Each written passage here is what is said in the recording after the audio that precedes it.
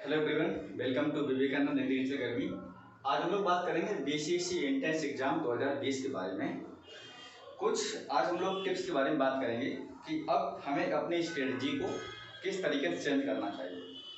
ऐसा इसलिए बोल रहा हूँ क्योंकि अभी मैं देख रहा हूँ 2 दिन से कुछ लोग बड़ा ही परेशान है एग्जाम को लेकर के। परेशानी होना सबसे बड़ी ये है कि सर हम लोग फिजिक्स को लेकर क्या करें। मेन चीज़ उनका फिजिक्स मुद्दा है, क्योंकि फिजिक्स पोर्शन एक ऐसा पोर्शन है जो पीसीबी मतलब बायो वाला ही बच्चा करेगा और पीसीएम यानी मैथ वाला करेगा। एग्रीकल्चर वाले बच्चे के लिए फिजिक्स से कोई ताल्लुक नहीं है। तो सबसे लोग फिजिक्स पेपर टफ भी आता है, ठीक। मैं देखा हूँ स्टैंडर्ड पेपर होता है और उस स्टैंडर्ड पेपर में हमें कम से कम 20 क्वेश्चन 25 क्वेश्चन तो करना ही पड़ेगा, क्योंकि अगर हमें हाई स्कूल ले जाना है तो। अब इस बार जो मुद्दा आपके यहाँ बिहार का है उसका मुद्दा मेन क्या है, इस बार कट ऑफ थोड़ी हाई जा सकती है। उसकी वजह क्या है, क्योंकि एप्लीकेशन फॉर्म को बिहार सरकार ने 2 बार निकाला है। एक बार पहले भर चुके बच्चे लोग, अब जो 2020 में स्टूडेंट्स पार्टिसिपेट किया है, इंटर पास किया है, तो वो भी इसमें पार्टिसिपेट किया है। तो कहीं ना कहीं कंपटीशन यहाँ पर एक बढ़ने का बड़ा मुद्दा है। तो अब यहाँ पर आपकी कट ऑफ थोड़ी हाई जाएगी इन कंपेरिजन टू जो अभी पिछले सालों में रही है उसके मुकाबले, ठीक। मैंने बताया था कि मिनिमम आपको 1200 में से कम 600 नंबर तो लाना ही पड़ेगा अगर अच्छी यूनिवर्सिटी चाहिए। बिहार में एक ही 2 यूनिवर्सिटी ऐसी हैं जो टॉप यूनिवर्सिटी स्टेट को लेकर के, बाद बाकी अदर जो कॉलेज हैं वहाँ पर उतना अच्छा पढ़ाई नहीं होता। हर विद्यार्थी चाहता मुझे भागलपुर समस्तीपुर मिल जाए तो हमारा कल्याण हो जाए, ठीक। तो हम यहाँ पर ये बात करना चाहते हैं थोड़ी सी। देखिए एक्चुअली आपका एग्जाम जो डेट है वो 10 अक्टूबर में है। सॉरी 8 तो आपका एमपी पैट का है, 10 अक्टूबर में है और आपका एग्जाम जो है वो 11 अक्टूबर में है। इन 2 डेट में आपका एग्जाम है। अब बच्चे जो नए हैं वो ये नहीं समझ पा रहे हैं कि 2 डेट में एग्जाम कैसे होता है, एक डेट में 2 शिफ्ट में कैसे एग्जाम होता है। एक्चुअली क्या होता है, एग्जाम टाइम पर अगर हम अपनी स्ट्रेटजी चेंज ना करें तो मुझे लग रहा है कि आप ना कहीं कहीं नर्वस होंगे, डिप्रेस भी हो सकते हैं। आपको एग्जाम टाइम पर हर किसी एग्जाम में और खुद ही करना चाहिए। ऐसा नहीं कि हमारा वीडियो देख लिया तो ताकत आ गई, वीडियो नहीं आएगा तो आप क्या करें, एग्जाम छोड़ देंगे, ठीक। तो आप दूसरे पर डिपेंड ना रहें, दूसरे पर मोटिवेट थोड़ा सा ले लिया अच्छी बात है, लेकिन आप खुद से अगर स्ट्रेटजी बनाएंगे तो मुझे लग रहा है आप ज़्यादा खुश रह पाएंगे, ठीक। और एग्जाम टाइम पर खुद की स्ट्रेटजी ज़्यादा पॉजिटिव रहती है, ठीक है। तो हम यहाँ पर ये बात करना चाहते हैं आप लोगों से कि हमारे 10 अक्टूबर एग्जाम है। अब मान लीजिएगा पीसीएम स्टूडेंट्स है, ठीक।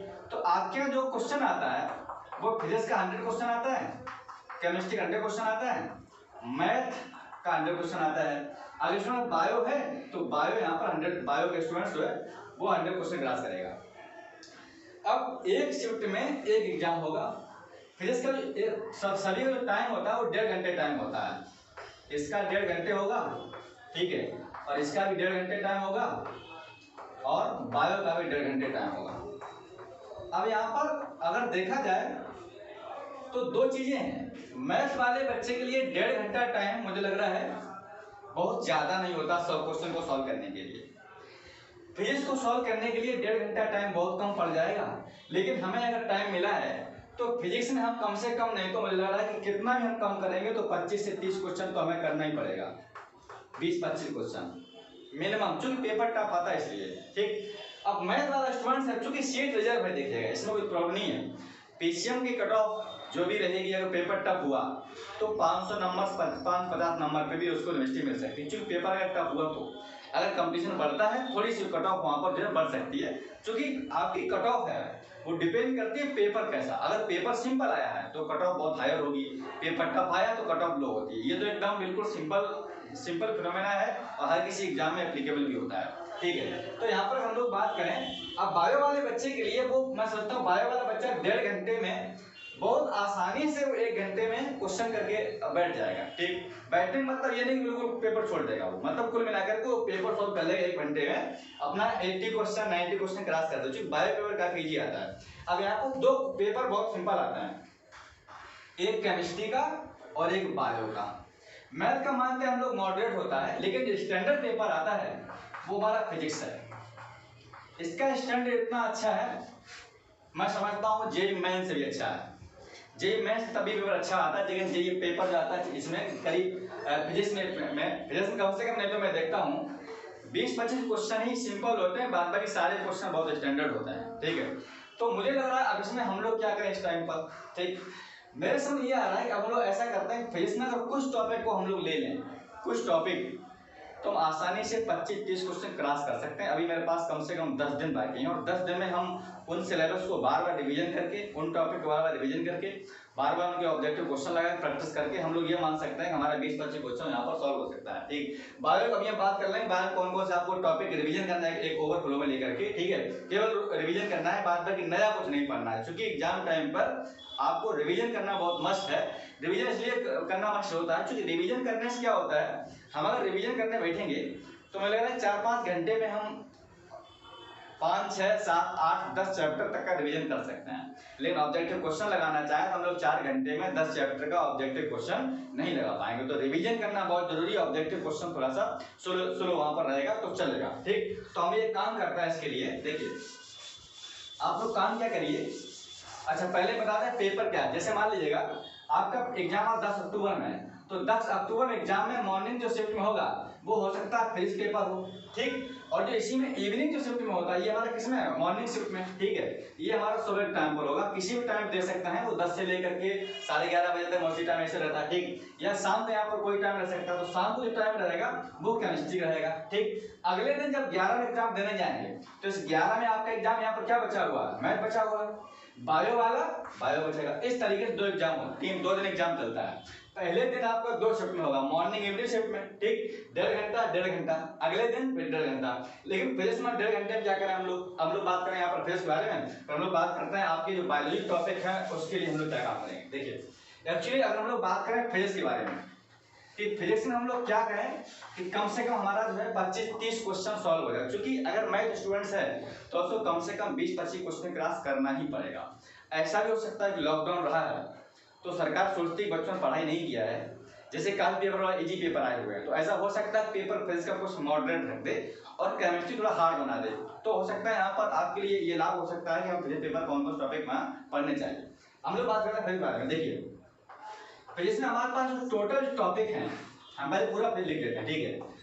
टोटल है हमारे पास मैकेनिक्स का भी बड़ा टॉपिक है, इसी में आता है फिर एक हीट, कंप्लीट हीट लिख रहा हूँ, ठीक है, जितना भी इसमें थर्मोमेट्री कैलोरीमेट्री सब है। इसके बाद हमारा जो नेक्स्ट टॉपिक है वो हमारी है ऑप्टिक्स, ये हमारा फर्स्ट पार्ट हो गया। इसमें ऑप्टिक्स में कंप्लीट है, वेव ऑप्टिक्स है, रे ऑप्टिक्स है, ट्रांसवर्स वेव है, जितना भी है, ठीक है, वो सब इसमें है। ये हमारा शायद 11th का सिलेबस है, फर्स्ट ईयर का। अब बात करते हैं 12th सिलेबस के बारे में। 12th में जो सिलेबस है इलेक्ट्रोस्टेट है। इलेक्ट्रोस्टेट में ये कंप्लीट इलेक्ट्रोस्टेट है, ठीक, करंट इलेक्ट्रिसिटी जितना भी है। इसके बाद हम लोग बात करते हैं इसमें आपका मैग्नेटिज्म, ये मैं कंप्लीट लिख रहा हूँ, ठीक है, मैग्नेटिज्म। और एक लास्ट यहाँ पर टॉपिक बचा हुआ है मॉडर्न फिजिक्स, मॉडर्न फिजिक्स। ये टोटल फिजिक्स है, ये पार्ट 11th का, ये वाला पार्ट जो है वो हमारा 12th का पार्ट है। आपको पता है कंपटीशन में दोनों ही पार्ट का सिलेबस पूछा जाता है, 11th का भी 12th का। मोस्टली जो पार्ट होता है हाई वेटेज वो 11th होता है, और हम ये मानते हैं 100 क्वेश्चन है तो 100 क्वेश्चन में हो सकता है कि आपका 60 क्वेश्चन लगभग 11th हो, और हो सकता है आपका 40 क्वेश्चन जो है आपका वो 12th हो। अब हम क्या करें, इनमें से उन टॉपिक को पकड़ लें। ऐसा हो सकता है, देखिए यहाँ पर कितना टॉपिक है, 1 2 3 4 5 6। अब आपके पास कितना क्वेश्चन आएगा, यहाँ पर 100 क्वेश्चन आएगा। तो हो सकता है कि मैकेनिक्स से 20 क्वेश्चन हो, हीट से 10 क्वेश्चन हो, ऑप्टिक्स हो सकता है 20 क्वेश्चन हो। ऐसा हो सकता है क्योंकि वो टॉपिक को नहीं देखते हैं कि हमें सभी टॉपिक से बराबर बराबर हो सकता है। उनका मतलब कि यहाँ पर ले लें 18 क्वेश्चन ले लें, ठीक है, 17 ले लें तो यहाँ पर बैलेंस हो जाएगा, ऐसा नहीं हो सकता, ठीक। तो कुल मिलाकर के अगर वो 16 ले लें 17, ऐसा नहीं हो सकता है। हो सकता है मैकेनिक्स से आपका 20 क्वेश्चन आ जाए, क्योंकि मैकेनिक्स काफी बड़ी है। हीट से आपका 10 क्वेश्चन ले लें, और ऑप्टिक्स से आप कम से कम नहीं तो 15 से 20 क्वेश्चन ले सकते हैं। ऐसा कोई जरूरी नहीं है, लेकिन ऐसा मैं मानता हूं कि अगर मान लो बड़ा पार्ट है तो लेना चाहिए। हमें यह सोचना है कि इन 6 में से हमारे सिंपल सब्जेक्ट क्या है, टॉपिक सब्जेक्ट जो सिंपल टॉपिक हैं वो क्या है। हमारे हिसाब से मेरा बायो बैकग्राउंड रहा तो जो बायो वाला बच्चा वो समझ जाएगा ये चीज सही है कि नहीं है। मैथ वाले बच्चे के लिए देखिए मैं बता रहा हूँ, जो मैकेनिक्स पार्ट है ये थोड़ा टफ है। जैसे अगर बात करें रोटेशन, सर्कुलर मोशन, ग्रेविटेशन, यहाँ पर आप देखो सवाल बहुत बड़े बड़े आते हैं, तो हमें सॉल्व करने में टाइम वेस्ट हो जाएगा। अब हमें 10 दिन के अंतर्गत केमिस्ट्री पूरी पकड़नी है, बायो पूरी पकड़नी है, मैथ पूरा पकड़ना है, क्योंकि हमें कुल मिलाकर के हम ये मानते हैं हमको 600 नंबर लाने के लिए 600 नंबर लाने के लिए अब आप समझते हैं एक क्वेश्चन 4 नंबर का है तो हमें क्या करना पड़ेगा, बायो कम से कम 80 क्वेश्चन ले आएंगे, तो बायो 8 चौक 32 गुणा कर 320 हो गया। ठीक, अब केमिस्ट्री कम से कम अगर हम 7 क्वेश्चन तक ले आएंगे तो 6 चौक 24 240 नंबर आप ये जोड़ लीजिएगा, यहाँ पर 0 4 2 6, ठीक है 3 2 5 1 6, आप देख सकते हैं इतना शो हो रहा। लेकिन चूंकि नेगेटिव मार्किंग है तो अगर इतना हम लोग करेंगे हो सकता है 20 क्वेश्चन गलत हो जाए। तो कुल मिलाकर के हम यहाँ पर जरूरी नहीं कि फिर से यहाँ पर 80 क्वेश्चन कर ले 60 क्वेश्चन कर ले, हो भी सकता है 2 ही सिलेक्शन हो जाए, लेकिन अब वो डिपेंड करता है पेपर किस टाइप का आता है। पेपर अगर टफ हुआ तो हम यहाँ पर 60 क्वेश्चन नहीं कर पाएंगे, यहाँ पर 60-80 क्वेश्चन करेंगे तो 10 हम लोग गलत करके आ जाएंगे, ऐसा तो एक कॉमन फिनोमेना होता है। तो कुल मिलाकर के हमें फिजिक्स में कौन सा टॉपिक यहाँ पर पढ़ना चाहिए, हम उसके विषय में थोड़ी बात करना चाहते हैं। देखिए अब आप क्या करें यहाँ पर, चूंकि आपको फर्स्ट मीटिंग में पेपर एग्जाम देने मिलेगा 1.5 घंटे, ऐसा नहीं कि हम खाली बैठे रहेंगे, कुछ ना कुछ तो करेंगे ना। तो कम से कम 20 क्वेश्चन लाने के लिए हमको 20 से 25 क्वेश्चन का टारगेट करने के लिए हमें क्या करना पड़ेगा, आप इसमें जो भी टॉपिक लगे सिंपल आप उनको पूरा पकड़ लीजिएगा। हो सकता है यहाँ पर थ्योरी क्वेश्चन आप देखा होगा, हीट में थ्योरी क्वेश्चन है, आप इसको पूरा उठा ले आइएगा। हमें हीट का रिवीजन करना है, हीट में कैलोरीमेट्री है, ठीक है, और उसमें जो है आपका हीट में हीटिंग इफेक्ट मैग्नेटिज्म है, मतलब जो भी सिंपल टॉपिक है इसमें आप इस टॉपिक उठा ले आइएगा, हमें हीट पकड़ लेना। ठीक, इनको मॉडल हमने छोड़ दिया, अगर इसमें पहले पढ़ रखा है तो इंपॉर्टेंट चीज है, अच्छी बात है, लेकिन अब यहाँ पर इसको उठा लिया ऑप्टिक्स का। ऑप्टिक्स में क्वेश्चन बहुत अच्छे आते हैं, ठीक है, जैसे मान लीजिए यहाँ पर आपका वेव ऑप्टिक्स है, वेव ऑप्टिक्स है और आपका रे ऑप्टिक्स है, ठीक है, रे ऑप्टिक्स है।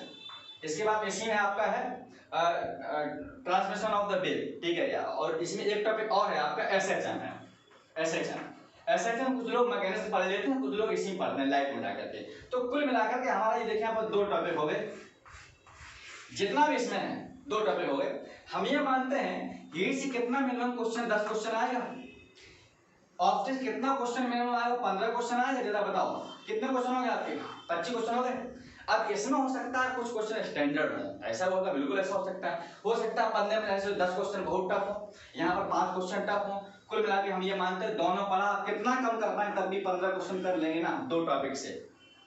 ठीक, हो सकता है आपको ऑप्टिक्स टफ लगती है, न्यूमेरिकल टफ लगता है, आप उसको छोड़ सकते हैं। हमारा कहने मतलब ये आप इसमें 6 सब्जेक्ट में से जो 6 टॉपिक हैं आप केवल यहाँ पर 3 टॉपिक केवल पकड़ लीजिएगा, 100% आपके 25-30 क्वेश्चन फिजिक्स में आराम से हो जाएंगे, मैं ये गारंटी सर बता रहा हूँ।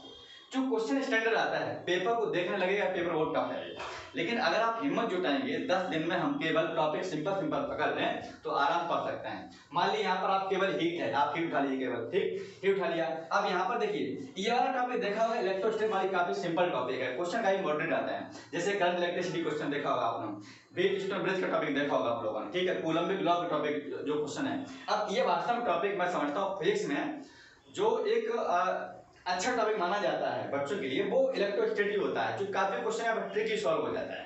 तो अब हम लोग ऐसे कर सकते हैं, आप उठा लो या तो फिर आप उठा लो इलेक्ट्रोस्टैटिक। अब इलेक्ट्रोस्टैटिक से कितना क्वेश्चन कम आएगा, कितना कम आएगा, तो कम से कम नहीं तो 15 क्वेश्चन आपको मिलेगा ही मिलेगा, मिनिमम क्वेश्चन आएगा तो यहाँ पर आप आराम से 15 में 10 क्वेश्चन कर सकते हैं।